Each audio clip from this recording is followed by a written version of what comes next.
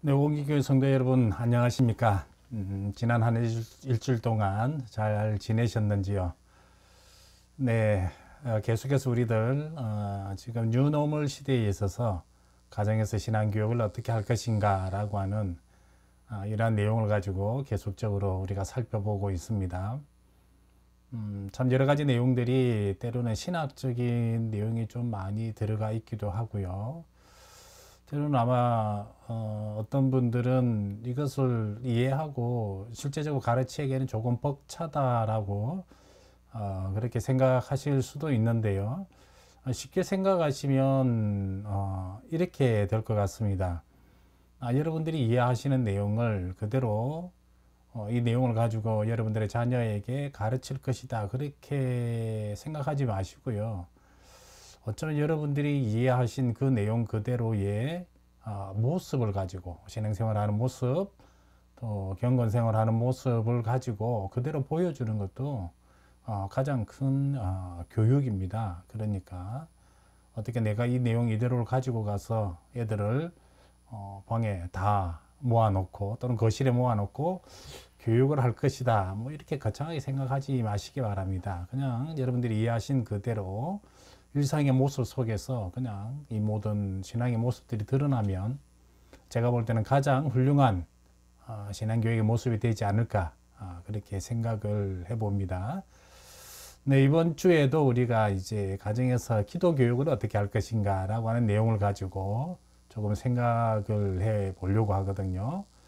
사실 기도라고 하는 것이 뭐 이리저리 해야 된다라고 하는 뭐 그러한 내용들 저희들이 앞으로 다루게 될 것입니다만 하나 중요한 것은 뭐 그런 내용 아무리 이야기해봤자 아무 소용이 없을 것 같아요.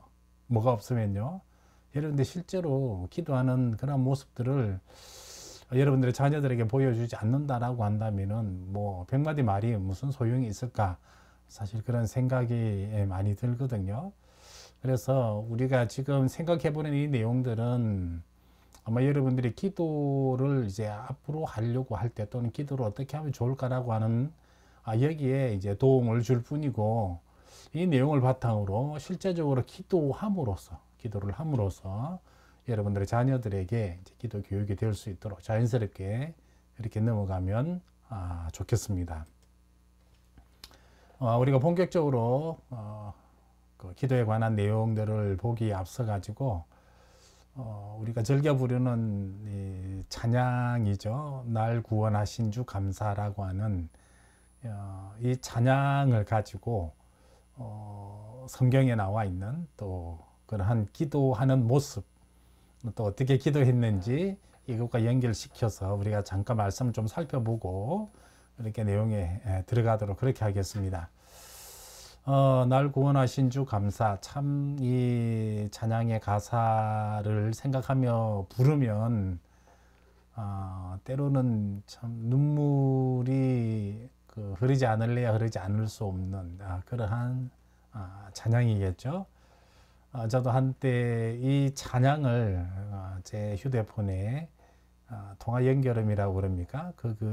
거기에다가 한 10년 정도 이렇게 꾸준히 제가 넣어놓고 제가 제 자신한테 전화를 걸 일은 없으니까 여러분들이 저한테 전화를 걸어올 때는 저 내용을 좀 들을 수 있도록 그렇게 해드렸습니다. 휴대폰 바꾸고 나서는 좀 그게 잘 안 되어 가지고 제가 지금은 그냥 평범한 그런 음악이 나오도록만 그렇게 해놓고 있는데 앞으로 또 시간이 되면 제가 저 곡으로 바꿔 가지고 여러분들에게 좀 들려드리도록 그렇게 하겠습니다. 날 구원하신 주 감사, 모든 것 주심 감사, 지난 추억이네 감사, 주님 내 곁에 계시네, 향기로운 봄철에 감사, 외로운 가을날 감사, 사라진 눈물도 감사, 나의 영혼 평안해. 1절이 이렇게 되어지고요. 사실 이제 좀 우리가 생각해 보고자 하는 것은 2절이거든요. 2절에 보면 응답하신 기도 감사, 거절하신 것 감사. 기도에 응답해 주시면 그거 얼마나 감사하겠습니까? 이건 뭐 하지 말라고 해도 감사할 수밖에 없는 그러한 것일 텐데요. 그런데 그 뒤에 바로 따라 나오는 것이 거절하신 것에 대한 감사. 글쎄요, 아마 저와 여러분들 사이에 있어서 응답하신 것에 대한 이 감사는 좀 많이 있었다라고 이렇게 생각이 되어지는데, 과연 우리들에게 있어서 거절하신 것에 대해서는 얼마나 감사가 있었을까? 실제로 저건 우리가 찬양은 하지만 또 한편으로는 우리가 저걸 그렇게 많이 경험을 해보지는 않았기 때문에 그렇게 실제적으로 와닿지는 그렇게 많은 분들이 와닿지는 않을 것이다. 좀 그런 생각들을 해봅니다. 그런데 거절하신 것에 대해서도 감사하는 하나의 또 중요한 성경적 인물을 우리가 발견하게 되어지죠. 그 인물이 누구냐면은 다윗이라고 하는 인물입니다. 성경에 대해서 워낙 많은 부분들을 사실 저 다윗이 좀 차지를 하고 있고요.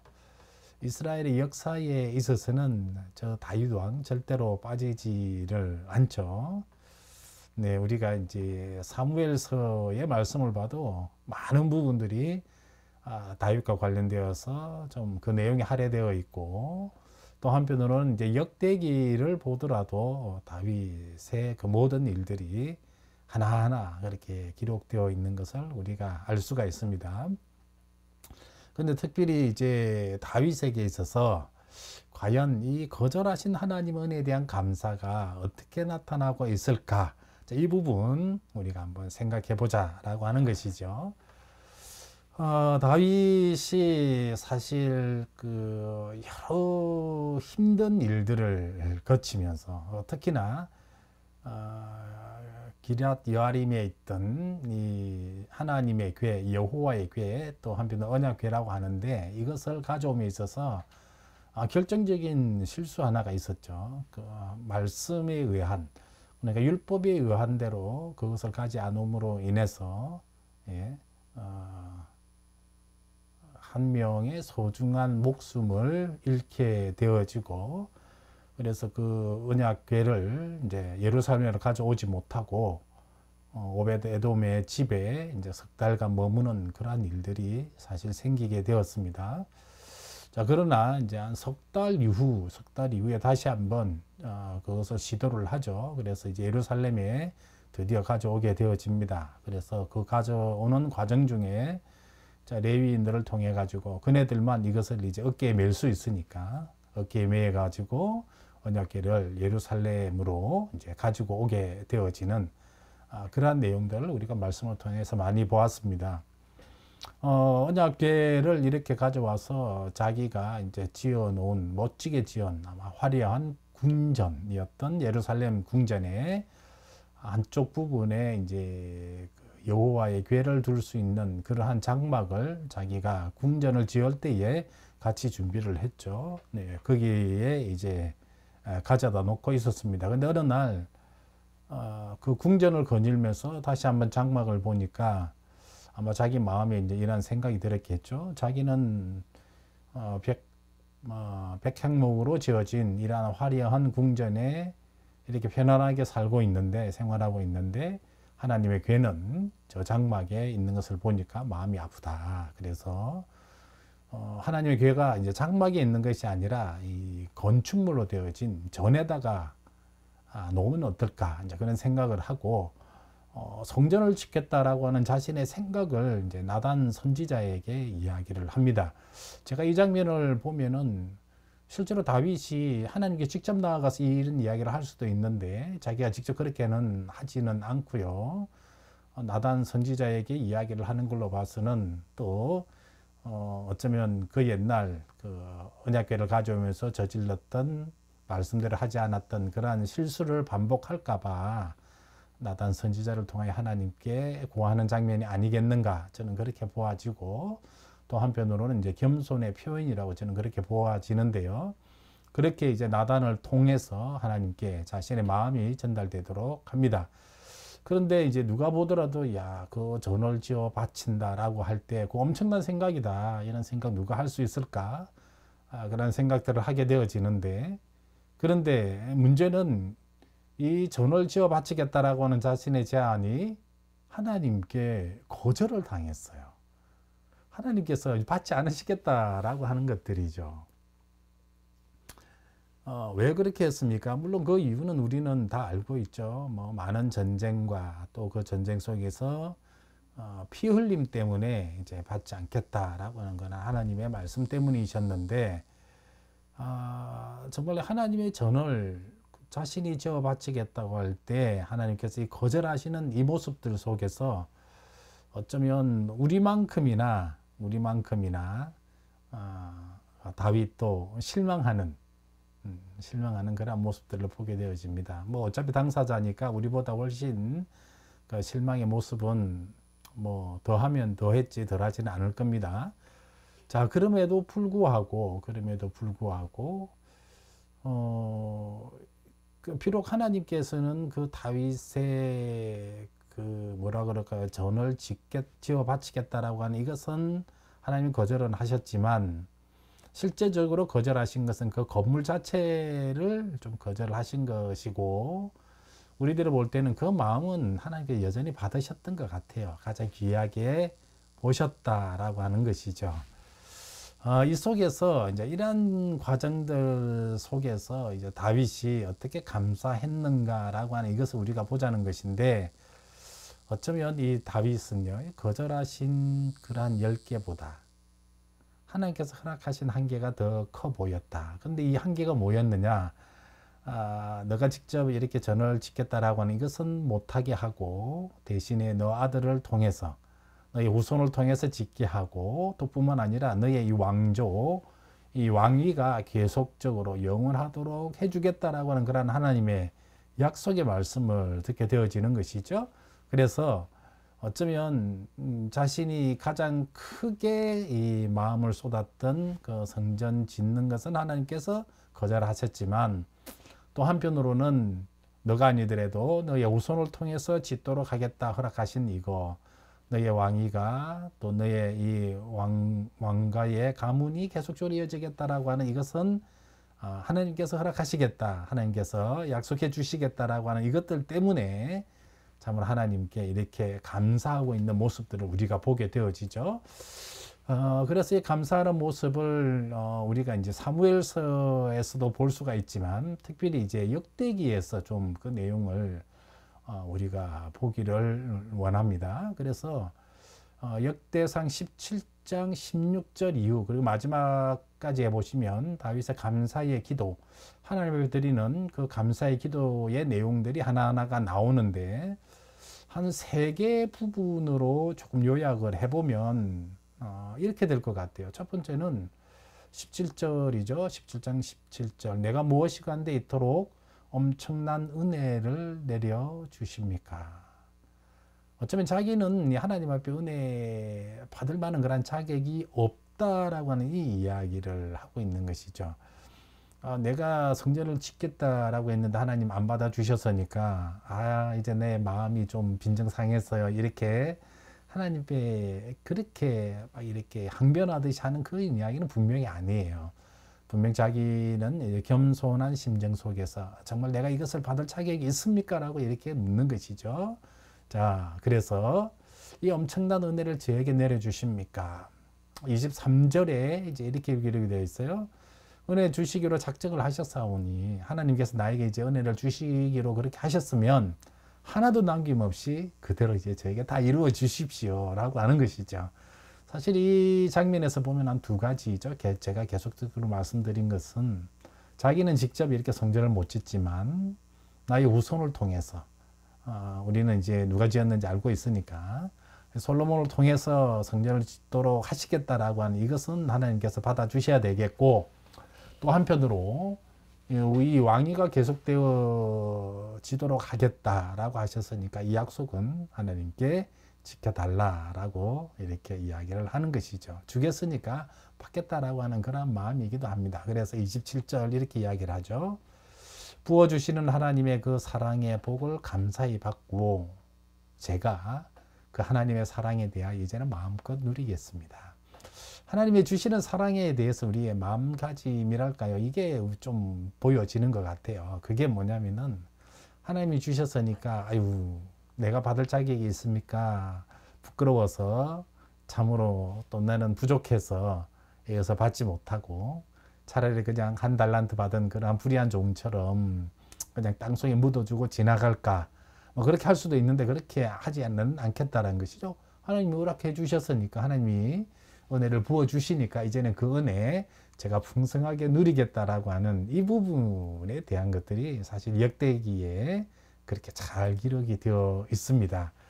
그래서 우리는 이 하나님께서 처음에 이 거절하신 것에 대한 이것에 대하여 슬픔 가운데 또 좌절 가운데 있는 것이 아니라 오히려 이것을 통하여 감사하면서 하나님 앞에 보여지는 또 보여주는 그러한 삶의 모습, 신앙의 모습, 이것을 통해 가지고 최소한 우리의 기도는 이래야 되지 않겠는가라고 하는 그것을 먼저 말씀드리고 싶어요. 그게 뭐냐면은 우리의 기도와 간구와 감사는 이래야 한다.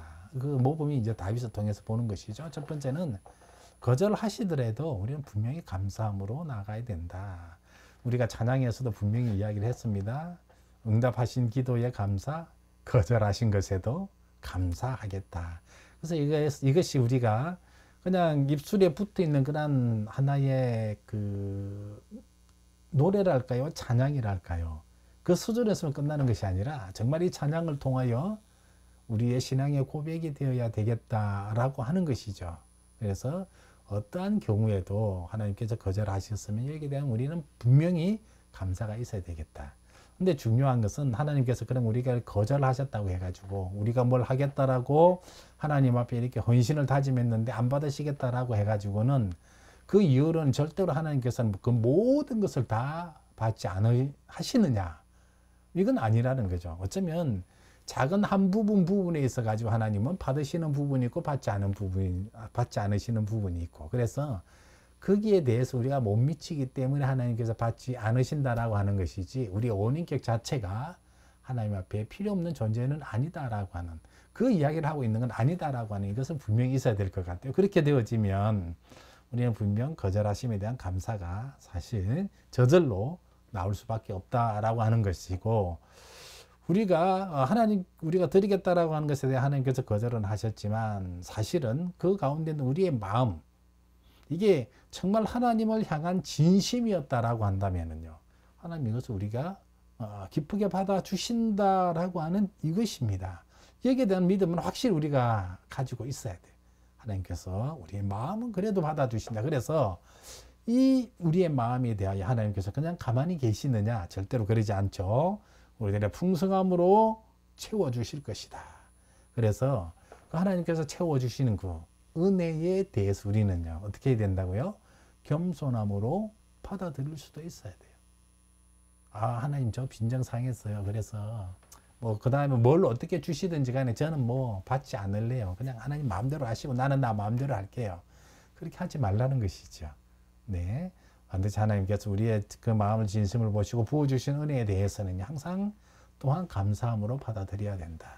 그리고 그 받아들였으면 이제 어떻게 해야 될까요?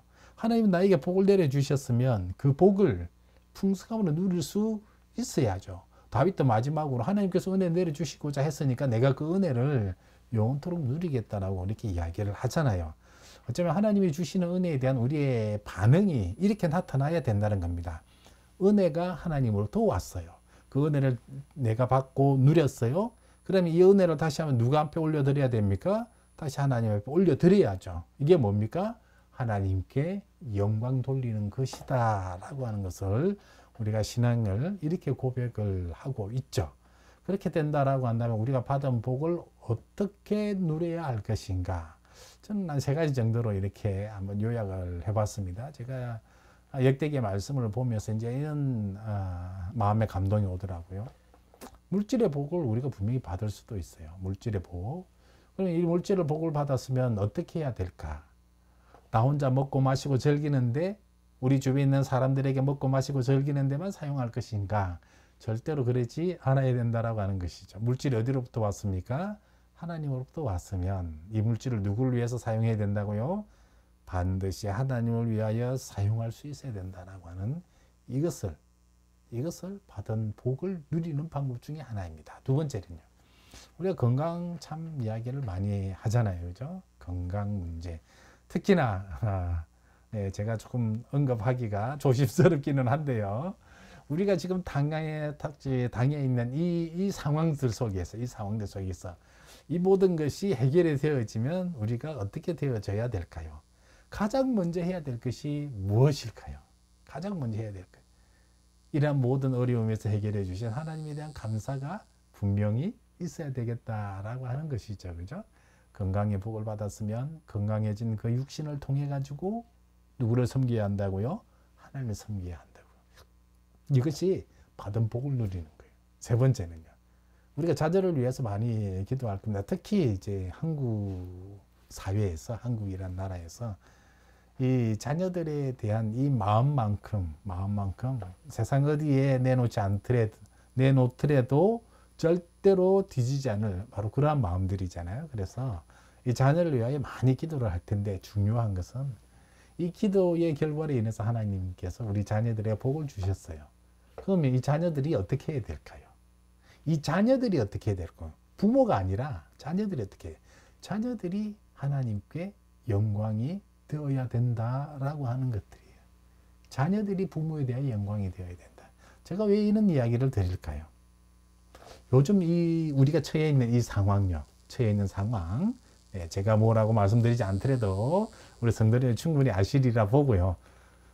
제가 또 이 이야기를 하다 보면 또 우리 유튜브 채널에 문제가 생길까봐 제가 일부러 언급을 하지 않습니다.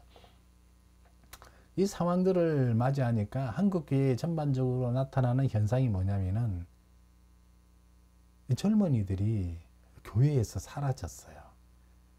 출석 안 한다는 말이죠. 특히 중고등학생들. 한국교회 많은 중고등부가 거의 멸절 상태라고 저는 그런 이야기가 들려와요. 물론 뭐 부흥하는 몇몇 교회는 그거는 상관없이 계속적으로 우리 젊은이들이 몰려들겠지만 거의 대부분의 교회는 이런 모습을 보인다라고 하는 것들이죠.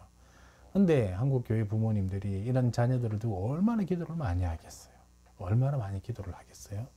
그 기도를 통해 가지고 얘네들이 정말 자기가 바라는 바대로 모든 것이 다 이루어졌다. 소위 말하는 자기가 원하는 그러한 학교에 진학을 하게 되어지고 자녀들이 원하는 그러한 직장에 취직이 되어지고 뭐 여러 가지 상황들이 생겼으면 이네들이 여전히 어디에 와 있어야 될까?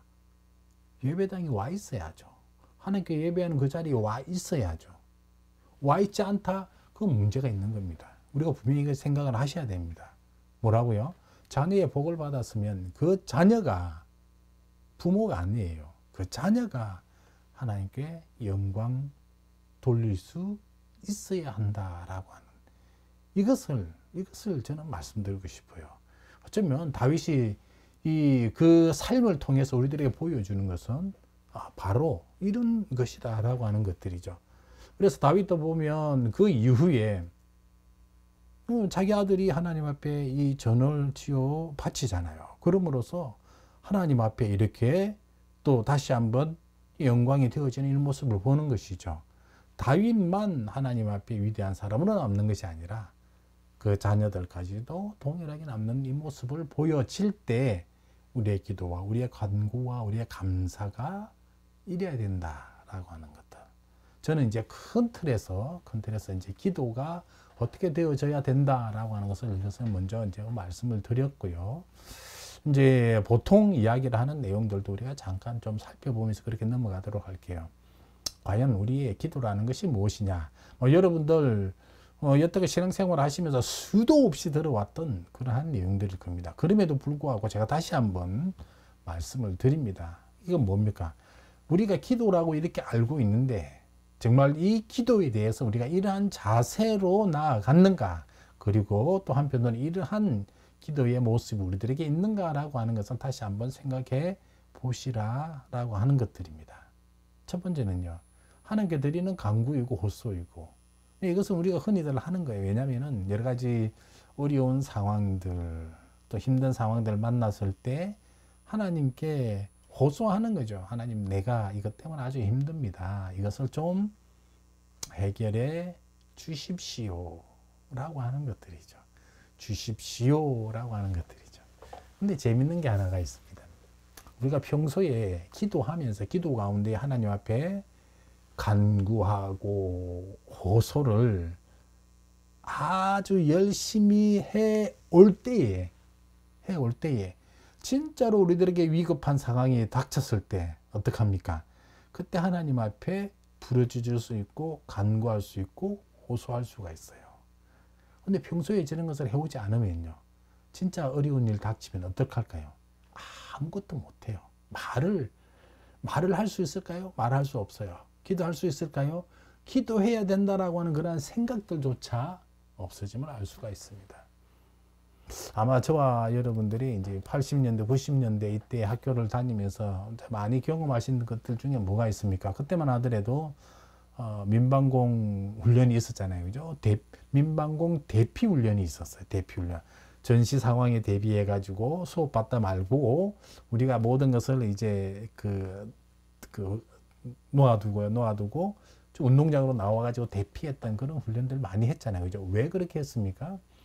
평소에 이러한 것들을 우리가 훈련을 해두고 우리 몸에 익혀야만이 그러한 상황이 닥쳤을 때 실제로 움직일 수가 있는 거예요. 평소 훈련하지 않으면요, 이런 상황들 닥치면 움직일 수 있을 것 같죠? 절대로 움직이지 못합니다. 그냥 우리 몸이 얼어붙을 수밖에 없어요. 그러니까 계속 움직이는 거죠. 기도도 마찬가지입니다. 우리가 하나님께 간구하고 호소한다라고 이야기를 하지만 이것이 우리가 평소에도 이러한 것들이 하나님에 대한 꾸준함이 있지 않으면요, 우리가 위급한 상황에 닥쳤을 때 하나님의 부름에 호소하며 간구할 수 없다라고 하는 것들 분명히 아시길 바랍니다. 두 번째는 그리스도인의 생명이죠. 생명. 살아있는 게 뭡니까? 살아있다라고 하는 것이 하나님을 부를 수 있다는 것이죠. 그게 살아있는 그리스도인 아니겠어요? 내가 그리스도인이라고 이야기를 하면서 하나님 이름 한 번도 부르지 못하고 하나님 앞에 기도하지 못하고 그걸 살아있다고 어떻게 이야기를 할 수가 있겠어요? 그래서 기도는 그리스도인의 생명이고 하나님과의 대화이고 하나님과의 교제이다. 많이 들어왔던 것들이에요. 하나님과 어떻게 대화하느냐? 그 말 그대로 하나님과 이야기를 하는 거죠. 주고받고 하는 거예요. 때로는 우리의 기도가 간구와 호소로 나아갈 수가 있습니다. 하나님 이게 필요합니다. 이걸 주시면 좋겠습니다. 정말 이게 있었으면 좋겠습니다. 그런데 대화와 교제라고 하는 것이 그건 아니잖아요. 그죠? 계속 달라라고 하는 것들만은 아니에요. 그래서 어쩌면 우리의 평소에 이제 살아오면서 경험했던 이러한 부분들을 하나님 앞에 조곤조곤 이렇게 아뢰는 것, 이야기하는 것. 그래서 이렇게 이야기를 하고 때로는 이것 때문에 제가 너무나 기쁜 그런 시간을 보냈습니다. 하나님 이거 할 때는 정말 제가 마음 아픈 시간들을 보냈습니다. 이렇게 조곤조곤 하나님께 이야기를 하다 보면 하나님께서 분명히 우리들 마음 가운데 감동을 주실 겁니다. 때로는 우리에게 위로가 필요할 때 그런 위로함의 따뜻함의 목소리가 들려올 것이고요. 그죠? 우리가 기뻐할 때 정말 하나님이 기뻐하시는 그 모습 그대로 우리들 가운데 느껴질 겁니다. 그게 대화하고 교제이고. 그래서 이제 하이델베르그 요리문답 116문에 보면요, 기도에 대해서 하나님께 드리는 우리의 가장 큰 감사가 기도다. 가장 큰 감사가 기도다. 뭐 기도에 대해서는 이렇게 여러 가지로 이야기를 하고 있습니다. 칼빈 같은 경우는 기도에 관해서 이제 기독교 강요 초판에서 이렇게 이야기를 했다라고 이야기를 하죠. 자신의 영광에 대한 이러한 모든 것들을 그리고 모든 생각들을 버리고 자신의 가치와 지각과 모든 확신을 내던지고 그러니까 자신과 관계되어진 이 모든 것들을 다 내려놓고 두렵고 겸비한 자세로 영광을 주님께 돌리는 이것이 기도다. 내가 하나님 앞에 나아가서 내 자랑하는 것이 기도가 아니고요. 하나님 앞에 정말 겸손한 자세로 무릎 꿇으면서 하나님께 영광 돌리는 이것이 기도다라고 이야기를 하고 있습니다. 다니엘서 말씀에 보면은 이렇게 기록이 되어 있어요. 기도는 간구이지만 우리의 영광을 구하는 것이 아니라 하나님이 일을 하실 수 있도록 하는 것이 진정한 기도다. 그렇게 이야기를 하고 있습니다. 기도는 이런 것이다.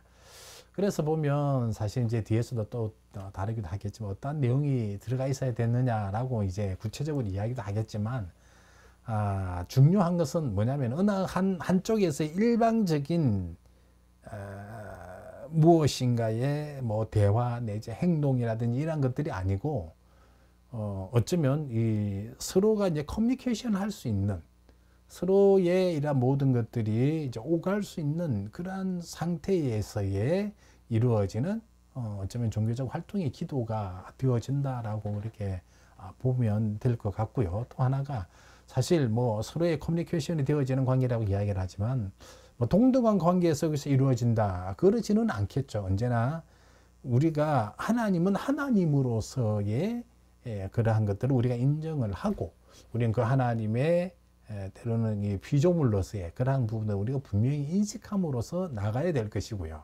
그래서 내가 이 일을 함에 있어서 내가 주인공이 되어지는 것이 아니라 우리의 창조주 대신, 우리의 구원주 대신 그런 하나님이 일을 하실 수 있도록 만들어가는 이것이 기도다라고 하는 것을 우리가 분명히 아셔야 될 것 같고요. 또 하나가 제가 조금 전에 이제 하나님이 일하실 수 있도록 만들어가는 것이다라고 이야기를 했는데 이걸 또 잘못 오해를 하게 되어지면 이 하나님이 일을 못 하시고 인간이 하나님을 시켜야만 일을 하는 것으로 그렇게 또 오해를 할 수가 있는데 그런 차원은 아니에요. 그런 차원은 아니다라고 하는 거. 전능하신 하나님께서 일을 뭐 못하심이 없겠죠. 그죠? 없겠죠. 그러니까 그 하나님께서 일을 하심에 있어서 사실 우리가 걸림돌이 되지 아니하도록 하는 그런 측면에서 이해를 해주시면 좋겠습니다. 다음으로 또 살펴보면요. 기도의 대상이 누구인가? 기도의 대상 당연히 하나님이어야죠. 하나님이어야죠. 근데 기도라고 하는 이 말을 쓰면요. 기도라고 이 말을 쓰면 사실 이게 기독교만 쓰는 그런 단어는 아니에요. 그러지 않습니까? 주변에 보면 여러 종교를 가진 다양한 사람들이 많이 있는데 이 모든 사람들이 다 동일하게 사용하는 말이 뭐냐면은 기도한다라고 하는 이 말은 동일한 것 같아요. 불교의 교인들도 기도한다는 말을 하고 기도하러 절에 간다라고 하는 말을 해요. 캐톨릭 교인들도 보면 기도한다라고 이야기를 해요. 기도한다라고 이 말을 분명히 쓰고 있고요. 저기 어디 이슬람 같은 경우에도 기도한다는 말을 하죠. 또 저와 여러분들도 기도한다라고 이야기를 해요. 근데 중요한 거는 이 기도의 대상이 누구냐라고 하는 이건 사실 가장 중요할 것 같아요. 아무나 기도라고 하는 말을 쓰지만 실제로 그 기도는 누구에게 하느냐 여기에 대한 분명한 해답이 주어진다라고 한다면요. 그 기도가 참 기도냐 거짓 기도냐라고 하는 이것을 우리가 알 수가 있을 겁니다. 그러면 참 기도라고 하는 것은 뭐냐? 네, 하나님께만 기도하는 것. 이게 진짜 기도고 참 기도다라고 하는 것. 바른 기도다라고 하는 이것을 우리가 알 수가 있습니다. 웨스트민스터 대요리 문답 179문에 보면 이렇게 되어져 있어요. 질문을 뭐라고 하고 있느냐면은 우리가 하나님께만 기도해야 합니까? 라고 하는 것이죠. 하나님께만 이 질문은 어떠한 내용을 어떠한 뉘앙스를 가지고 있습니까? 하나님 말고 혹시 다른 분한테도 기도할 수 있는 것 아니냐라고 하는 질문이죠. 그러니까 이 웨스트민스터 대요리 문답에서는 뭐라고 대답을 하고 있습니까? 오직 그만이 신앙과 종교적 예배의 대상이 될 수가 있다. 오직 그 부분만이. 그래서 이 예배의 한 부분이라고 하는 이 기도는 모든 사람이 그에게만 올려야 하고 그 한 분 외에는 아무에게도 기도해서는 안 됩니다. 그 한 분이 누구예요? 하나님이라고 하는 것이죠. 우리가 믿고 의지하고 따르고 신뢰하는 그분, 그 하나님께만 기도해야 된다라고 하는 이것을 우리들에게 이야기를 하고 있습니다. 왜 이 당연한 이야기를 제가 다시 한번 여러분에게 말씀드리느냐? 이게 이제 한국인들처럼 이 종교성이 좀 이렇게 다양한 그런 국민들 많이 없죠. 한국인처럼. 그래서 한국인들은 뭐 급할 때 아무에게나 그냥 그 대상을 찾고요. 막 기도를 하는 거예요. 우리가 장난처럼 그렇게 보여지지만 때로는 TV 화면에서도 누가 보입니까? 어려운 일 또는 무엇인가 결정적인 순간에 보면은 온갖 신들을 다 찾아요. 그렇지 않습니까? 그리고 또 우리는 예전부터 찾았던 그런 우리 전통신도 있잖아요. 천지신명도 있어요. 이런 많은 신들을 우리가 주변에 많이 접하고 있고 경험하고 있고 그렇게 하는데 중요한 것은 그네들에게 하는 것은 기도가 아니다라고 하는 것들. 기도가 아니다라고 하는 것들. 그 기도일 수도 없어요. 기도일 수도 없어요. 우리는 오로지 한 분 하나님께만 해야 된다라고 하는 이것을 분명히 아셔야 되고요. 혹시라도 여러분들이 우리는 또 워낙 이 사회의 영향을 또 많이 받기도 하고 또 한편은 여러 가지 매스컴들의 이러한 영향을 많이 받기 때문에 그냥 장난으로도 이렇게 이 도움의 대상을 찾는 이런 것들이 있는데 정말 이것은 우리가 금해야 될 것이다. 그리고 정말 우리의 기도의 대상이 누구여야 되느냐? 유일하신 하나님 한 분밖에 없다라고 하는 것들 분명히 기억하시기를 바랍니다. 기도는 왜 필요한가? 왜 필요한가? 가장 중요한 건 저기 맨 처음에 보이는 것들이 예배와 개인의 경건 생활에 있어서 필수적인 것이다. 예배의 요소 중에 기도가 반드시 들어가 있어야 된다라고 하는 것들. 말씀과 기도와 찬양이 있어야 된다라고 이야기를 했잖아요. 그래서 이 예배에 있어서 또 개인 경건 생활에 있어서 기도는 가장 필수적이다라고 하는 것들입니다. 그래서 필요를 한 거예요. 두 번째는요. 인간은 하나님의 공급 없이는 살 수 없기 때문에 하나님의 그 공급하심에 대하여 간구하는 것이 기도가 되어지는 것들이죠. 하나님에 대하여 구하는 것이 우리들에게 과연 어떤 것들이 있을까? 아주 신령한 분들, 이런 분들은 계속 하나님의 그런 영적인 것들만을 구해야 된다고 이야기를 하겠지만 틀린 것은 아닙니다. 그렇지만 우리가 이 땅에서 살아가고 있기 때문에 때로는 우리들에게 필요한 작은 부분 하나하나 다 하나님께 구할 수도 있습니다. 뒤에서 다루기도 하겠지만 주기도문에서도 보면 우리 일용 양식을 하나님께서 달라고 그렇게 이야기를 하는 것이죠. 필요한 것들을 누가 공급해 주십니까? 하나님이 주시는 것 아니겠어요? 하나님이 주신다라고 하는 이것을 우리가 분명히 아셔야 됩니다. 왜 그러냐? 저와 여러분들은 항상 식사를 함에 있어서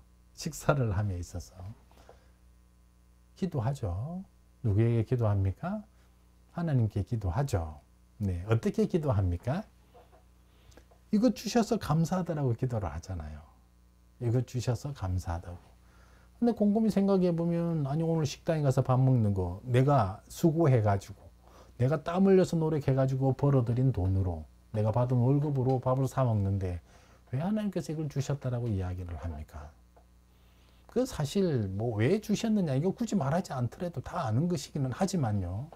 그럼에도 불구하고 하나님께서 나에게 건강 주시지 아니하시고 하나님께서 이렇게 해서 움직일 수 있도록 그렇게 하여 주시지 아니하시고 지켜주지 아니하시고 이런 것들 모두 안 하셨으면 그걸 할 수가 없잖아요. 그죠?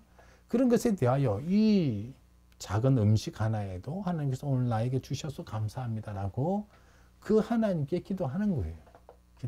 그러니까 인간은 하나님의 공급 없이는 정말 한순간도 살아갈 수가 없어요. 그래서 우리가 모든 기도의 내용 중에 하나님께 감사하는 것들 중에 하나가 바로 이것이다 라고 하는 것이고요.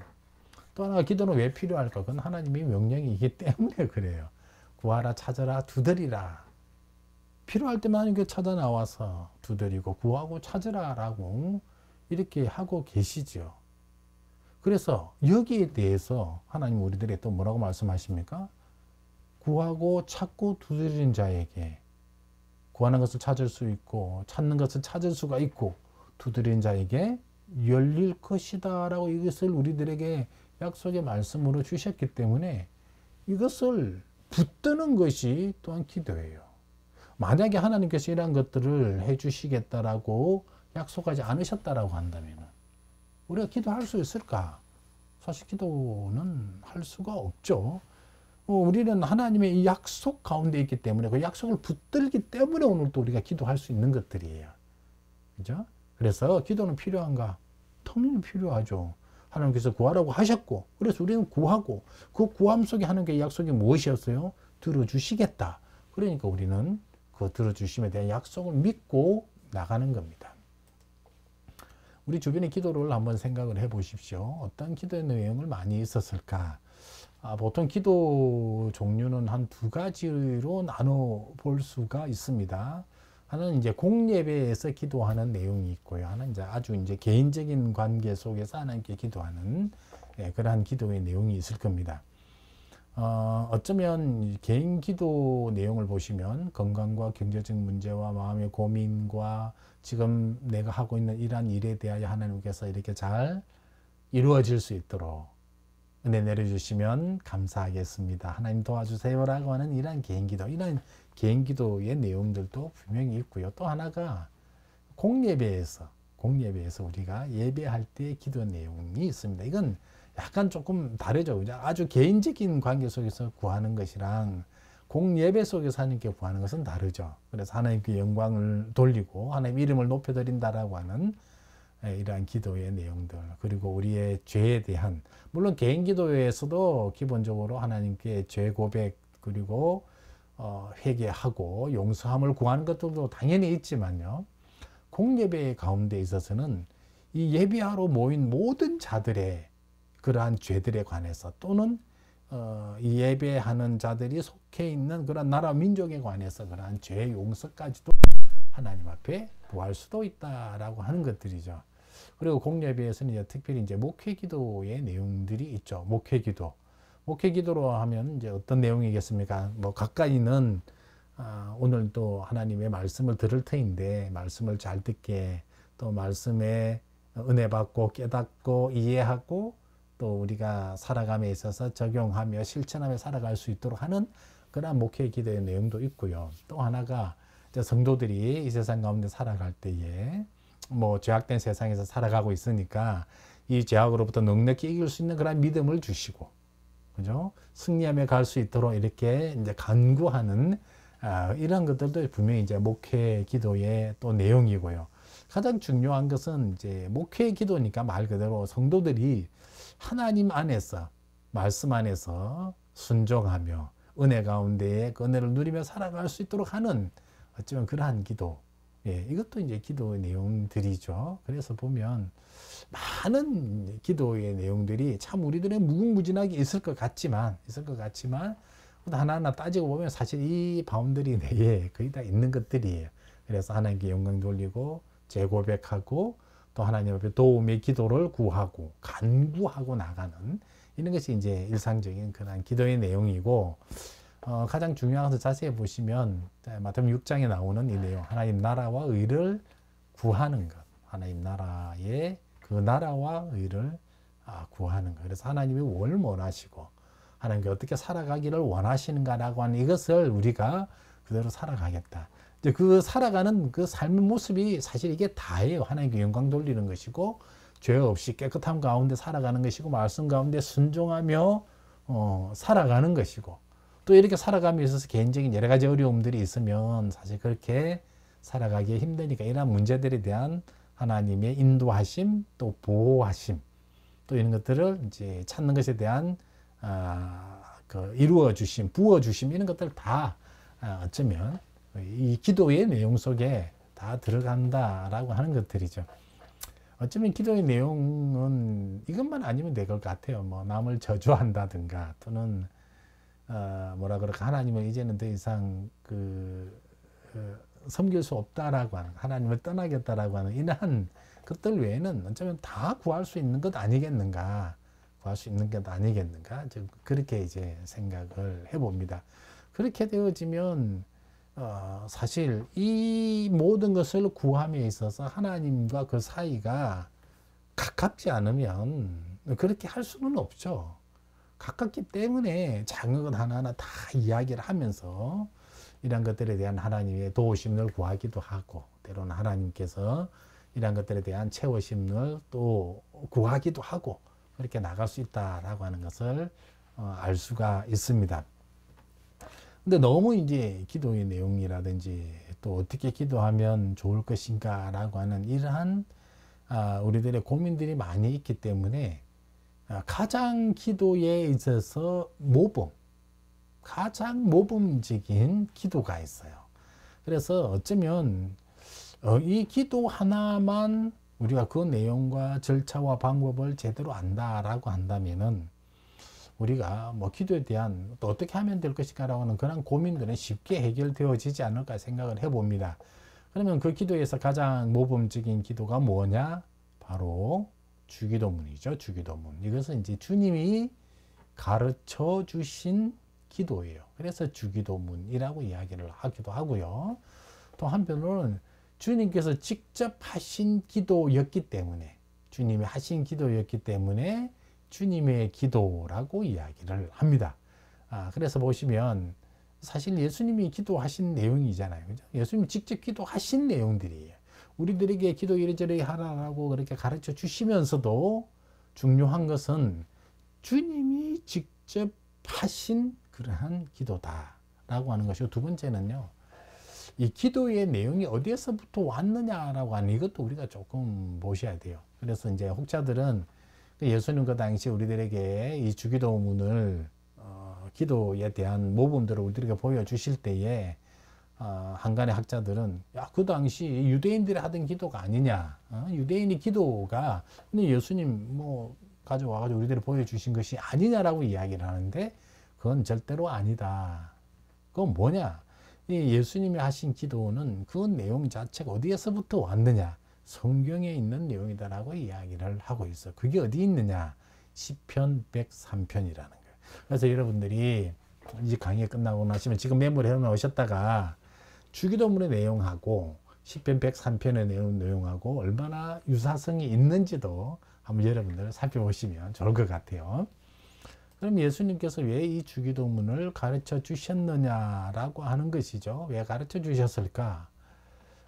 첫 번째는요, 외식하는 기도 때문에 가르쳐 주신 거예요. 그냥 그 기도라고 하는 것이 계속적으로 이야기를 해왔지만 하나님과의 친밀한 교제 속에서 이어지는 그런 대화로서 이루어지는 그것이 기도여야 되는데 예수님 당시만 하더라도 막 기도 잘한다라고 하는 이것을 막 사람들한테 보여주는 것이죠. 그죠? 또 어떤 이들은 뭐라고 이야기해서 옆에 있는 사람이 있는데도 대놓고 그냥 나는 저 죄인과 같이 안위하게 하심을 감사합니다. 막 그렇게 이렇게 기도를 하는 것이죠. 이게 이제 대표적인 외식 기도 중에 하나였는데 그렇게 기도하지 말라라고 하는 것들이죠. 어떻게 기도하면서 옆 사람을 높이 두고 옆 사람처럼 죄인이 안 된 것을 나는 감사하다고 그렇게 기도를 할 수 있느냐? 그건 정말 기도가 아니다. 그러면은 그게 기도가 아니면 무엇이 기도냐? 이게 기도다라고 하는 것들이죠. 그래서 뭡니까? 너희는 이렇게 기도하라. 너희는 이렇게 기도하라. 기도의 올바른 규칙과 모범이 그 속에 들어가 있는 것들이죠. 어떤 내용으로 기도해야 되고 무엇을 반드시 어떠한 내용들이 그 가운데 포함되어 있어야 되느냐라고 하는 그 이야기들을 해주고 있어요. 모범이라는 게 뭐예요? 모범이라는 게 그대로 하면 따라 할 수 있도록, 그래서 그것이 바른 것이 될 수 있도록 하는 것이 모범이잖아요. 모범요. 그래서 이 주님이 가르쳐 주신 이 기도 속에서는 기도의 모범이 있는데 그 기도의 모범을 한 4가지 정도로 보여주는 것 같아요. 그러면 그 4가지가 뭘까요? 첫 번째는 부르는 거죠. 부르는 거. 누구를 불러야 될까? 우리의 기도의 대상이 누구냐라고 생각한다면 부를 수 있는 분은 딱 한 분밖에 없습니다. 누구요? 하나님의 이름을 부르는 것이죠. 하나님의 이름을 부르는 것. 그리고 난 다음에 뭐가 있었습니까? 하나님과 관계되어져서 간구하는 것 3가지. 그리고 우리가 간구하는 것 3가지. 그리고 마지막으로 성령이 들어가 있습니다. 그래서 주기도문에는 저 4가지가 들어가 있어요. 4가지. 그래서 기본적으로 저 관계 속에서 우리도 기도가 되어져야 된다라고 하는 것들 기억해 주시면 좋겠습니다. 그래서 첫 번째 부름입니다. 누구를 불러야 된다고요? 하나님 아버지를 불러야 된다고요. 그 하나님 어디에 계십니까? 우리는 하늘에 계신 우리 아버지예요. 왜 하늘에 계시다라고 이야기를 합니까? 그냥 이 땅이 아니고 저기 위에 있는 저 하늘을 두고 이야기를 하는 겁니까? 그렇지 않죠. 하나님이 어디에 계시는 분이냐? 하늘에 계시는 분이다. 그 하늘이라는 것이 우리의 모든 삶 자체를 살펴보실 수 있는 바로 그러한 나라에 계시는 그러한 하나님으로서의 하나님이 어떠한 하나님이신지를 우리가 보다 분명하게 이야기를 하는 이것이 하늘에 계신 하나님이다. 그래서 이 하나님에 대한 간구가 세 가지가 있습니다. 이름이 거룩히 여김을 받으시라. 하나님의 이름이 어떤 이름입니까?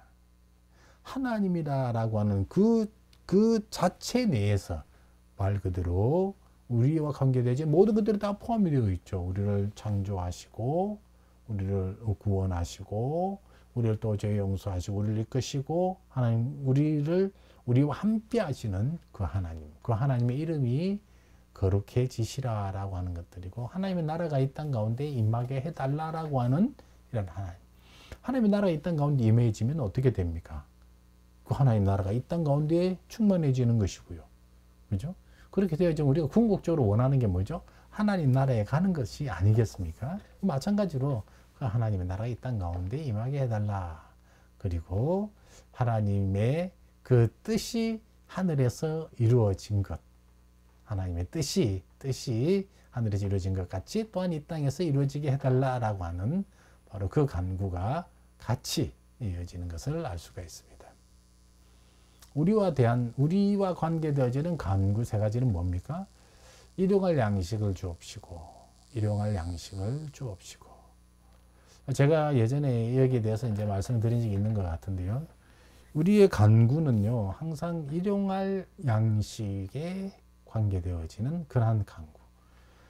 간구라고 하는 것이 우리는 항상 무엇인가 풍성하게 받아가지고 또 무엇인가 그 받았으니까 이제 쌓아놓고 챙겨놓고 살아갈 수 있도록 그렇게 해야 된다라고 생각하기 쉬운데 그거 아니라는 겁니다. 오늘 우리가 살아감에 있어서 충분한 이것. 우리가 오늘 살아가는 것이 아니라 내일도 살아갈 수가 있고 모레도 살아갈 수 있도록 풍성하게 해달라고 이야기를 하면요. 중요한 건 이렇게 되어지는 것들이에요. 그렇게 하나님께서 우리들을 풍성하게 주셨을 때 그러면은 내일이 되었을 때 우리가 하나님을 찾느냐? 인간의 속성은요. 내일이 되어서에 있어서도 우리가 풍성함을 있으면 하나님 절대로 찾지를 않습니다. 절대로 찾을 수도 없고요. 죄된 본성 가운데 있는 인간들은 어떻게 하든지 하나님을 떠나려고 그렇게 하는데 우리가 살아감에 있어서 오늘도 내일도 모레도 풍성함으로 되어진다? 그럼 하나님을 찾을 수가 없어요. 그래서 구하는 게 뭡니까? 오늘의 필요한 이 양식. 그래야만이 이 속에서 하나님께 역사하셨다라고 하는 것을 우리가 분명히 알게 되어지는 것이고 그 하나님을 영원토록 찾을 수밖에 없다라고 하는 것들이죠. 두 번째는 죄 용서입니다. 하나님께서 우리에게 죄를 용서해 준 것 같이 우리 죄를 사하여 주옵시고 하나님의 그 죄 용서와 같은 그 사랑으로 우리의 죄들을 용서하여 달라라고 하는 것들이죠. 세 번째는 우리를 시험에 들게 하지 마옵시고 악에서 구하여 달라라고 하는. 정말 이거 중요한 것 같아요. 시험에 들게 하지 마옵시고. 시험을 누가 우리들에게 들게 합니까? 대부분은 이제 사탄 마귀가 우리를 시험에 빠져들게 만드는 것이고 또 하나가 우리 스스로가 교만하여져서 죄악 속에 빠져들 수가 있어요. 그러면 결국 궁극적으로 누구를 떠나게 되어지는 것이죠? 하나님을 떠나게 되어지잖아요. 그러면 우리가 하나님을 떠나지 않을 수 있도록 해달라라고 하는 것이죠. 가장 중요한 것이 시험에 들지 않고 악에 빠지지 않냐고 그 속에서 구하여 달라라고 하는 것. 어쩌면 저 세 가지는요. 우리가 우리 힘으로는 절대로 할 수 없기 때문에 하나님께 해달라고 구하는 그런 것들임을 우리가 알 수가 있습니다. 마지막 성령이죠. 대개 나라와 권세와 영광이 아버지께 영원히 있다. 영원히 있다.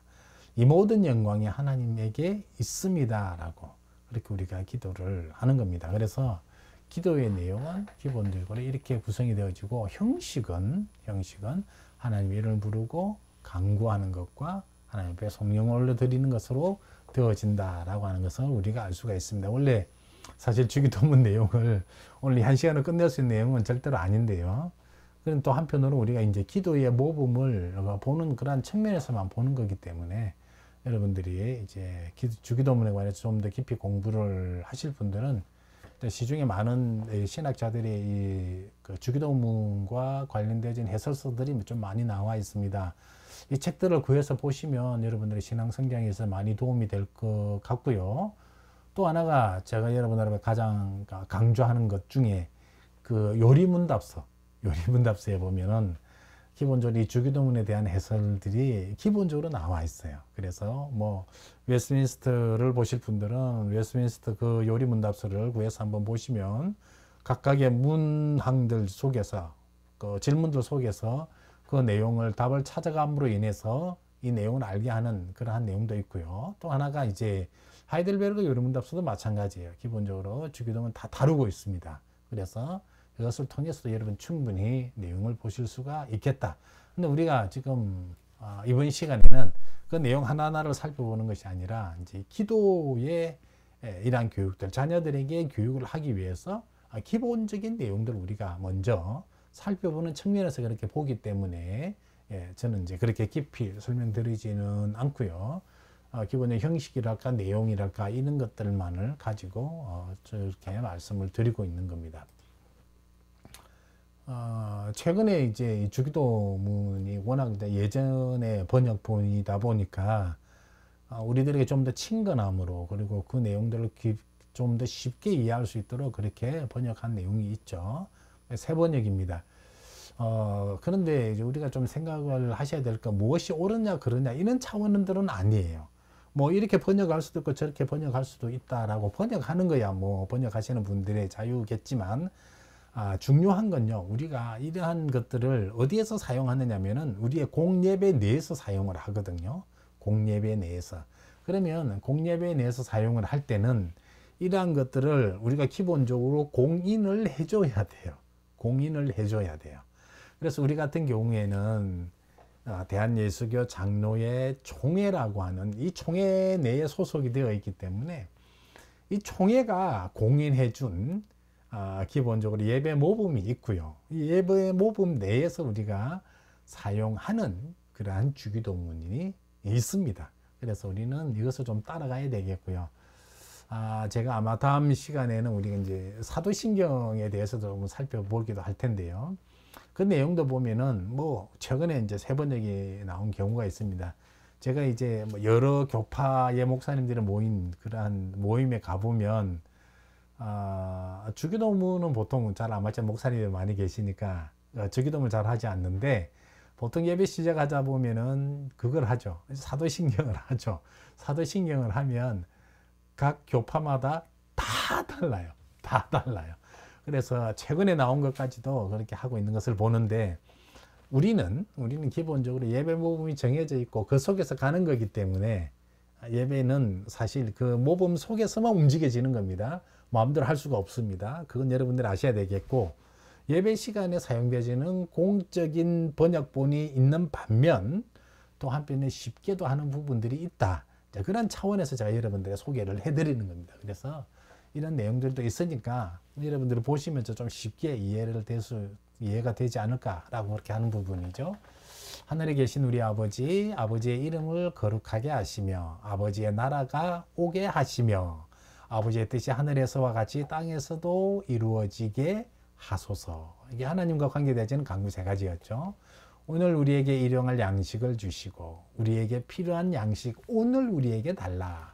우리가 우리에게 잘못한 사람을 용서하여 준 것 같이 우리 죄를 용서하여 주시고 우리를 시험에 빠지지 않게 하시고 악에서 구하여 달라라고 하는 건 우리와 관계되어지는 간구 세 가지. 그리고 마지막 나라와 권능과 영광의 영원히 아버지의 것이다. 이렇게 세 번역이 있습니다. 네, 우리가 주기도문 이번 시간 이제 간단히 살펴보았는데요. 이 모든 것들을 다 마치고 나니까 이런 질문 하나가 들 겁니다. 기도교육 과연 어떻게 할 것이냐? 기도교육 어떻게 할 것이냐? 제가 지금 1시간 동안 이렇게 여러분들 말씀드렸는데 이걸 가지고 여러분들 자녀들을 어느 날 갑자기 야야야 너네 다 모여봐 오늘 우리가 기도교육을 한번 해볼게 그렇게 해가지고는 교육이 되어지지를 않습니다. 어떻게 하라고요? 가르치려고 하지 말고요. 기도하고 있는 것을 보여주라. 기도하고 있는 것을 보여줘. 첫 번째는요. 기도하고 있는 것이 첫 번째는 뭐냐면은 말 그대로 무릎 꿇고 기도하고 있는 기도의 그 모습 그대로를 보여주라는 겁니다. 그 모습 그대로를 보여주고 기도는 이렇게 하는 것이구나 라고 하는 것들이죠. 저는 지금도 보면 아직까지 제 머리에 남아있는 기도하는 모습 하나가 있어요. 그게 뭐냐면은 제가 고3 때 기억이 되어지는데 시험을 보려고 이제 집을 떠나가지고 이제 대도시로 왔죠. 대도시로 왔는데 그때 누구랑 같이 왔느냐? 아버지랑 같이 왔었죠. 아버지랑 같이 왔었는데 제가 시험 당일 날 새벽에 뭘 봤느냐? 저는 아직까지 그 기억이 있습니다. 그 새벽에 아버지가 일어나가지고 기도하고 계시더라고요. 근데 그 시간이 언제냐? 새벽 기도하는 시간이었어요. 새벽 기도하는 시간. 물론 저의 그 선친께서 목사님이셨다는 거 우리 성도님 다 아실 텐데 보통 어디를 가거나 멀리 출타하거나 그렇게 되어지면 피곤하기도 하고 여러 가지 일들 때문에 새벽에 일어나서 기도하는 건 참 쉽지 않거든요. 근데 저는 이제 뭘 느꼈느냐면은 그 기도하는 시간을 지키고 기도하는 그 자리를 지키는 그 모습이 저는 아직까지도 남아있어요. 정말 기도는 이렇게 하는 거구나. 기도는 이렇게 하는 거구나. 어디를 가든지 어디에 있든지 그 기도하는 그 모습 그대로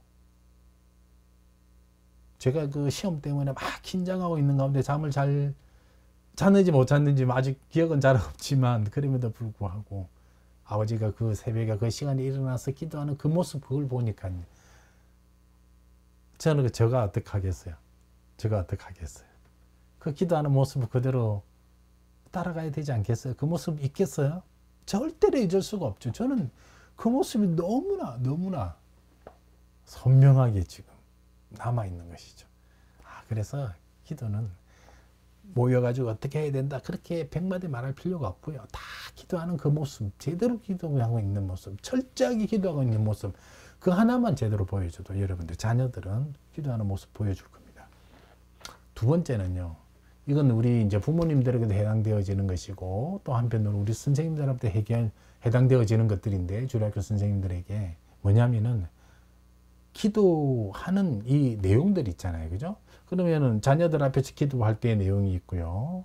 또 한편으로는 우리 주일학교 선생님들은 여러분들 가르치는 그 어린이들 앞에서 기도를 하잖아요. 그 기도의 내용이 어떤지 그 구성이 어떻게 되어져야 되는지도 분명하게 한번 생각을 해보시고 그대로 기도를 하시라는 거예요. 그대로 기도를 하시면요. 애들이요. 기도를 계속적으로 그렇게 듣는 거예요. 그러지 않겠어요? 계속 그렇게 들으면서 뭐라고 느낄 것 같아요? 기도는 이렇게 하는 거구나. 기도의 순서가 이렇게 되어지고 기도의 내용이 이렇게 되어지고 그러지 않겠어요? 그래서 특히 가정에서 기도할 때 부모님들 그 기도의 기본적인 요소, 기본적인 내용들을 어떻게 가야 될지를 분명히 아시고요. 다른 게 힘들면 그냥 주기도문에 나와 있는 그 차례 그대로 분명히 하셔도 되고요. 주일학교 선생님들 애들 앞에 기도할 때도 기도하는 그 자체가 교육이에요. 그래서 그렇게 따라갈 수 있도록 여러분들이 기도의 모범을 통하여 교육이 될 수 있도록 이렇게 해주시기를 부탁을 드리겠습니다. 네, 이번 주 또 여러분들 대단히 수고하셨습니다. 네, 우리 다음 주에 다시 또 만나도록 하겠습니다. 수고하셨습니다.